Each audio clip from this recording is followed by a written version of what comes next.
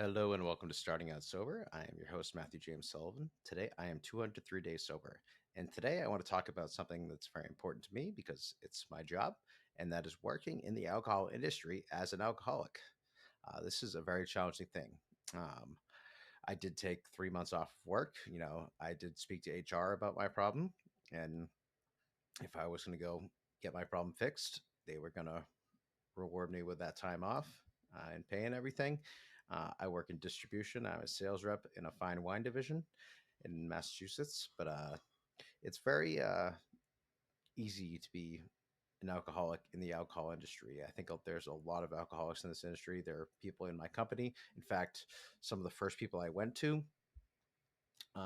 were people in my company who I know are sober, and they helped me, get to HR and get my leave and everything. And for me, like I wasn't even sure what I was doing, so HR actually told me that I should take some time off. So that was very helpful because I really needed help, and I really needed to get sober, and I needed the time off because it was going to be too hard to be in the alcohol industry at that time, um, while getting sober.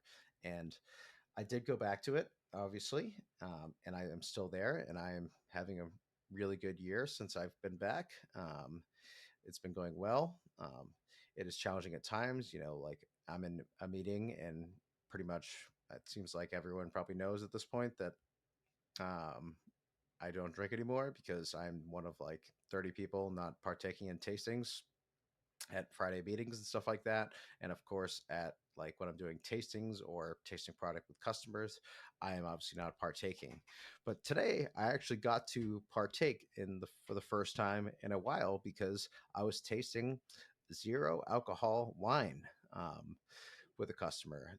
So dry January is coming up, and that's a big month for people to take off drinking and everything. And they this account requested zero alcohol wines, or at least non-alcoholic wines. Non-alcoholic stuff tends to be like around 0.5 or less. um, and I did taste one of the zero alcohol wines. It tastes a little too much like wine for me, and wine is one of my biggest problems. So I did not feel fully comfortable partaking in the whole tasting, but I tried my best, and I uh, did taste a little bit. And it was interesting to taste some non-alcoholic stuff. Um, they are definitely different than the real stuff, but they do work, and seems like people are really enjoying that sort of thing. Whether it's, I mean, I see the Heineken zero numbers at our company, and those numbers are through the roof. That stuff is crushing.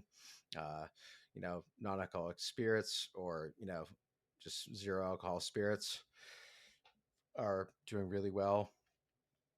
There's even, like, I believe, a kind of NA bottle shop that opened up in Boston, which is pretty wild.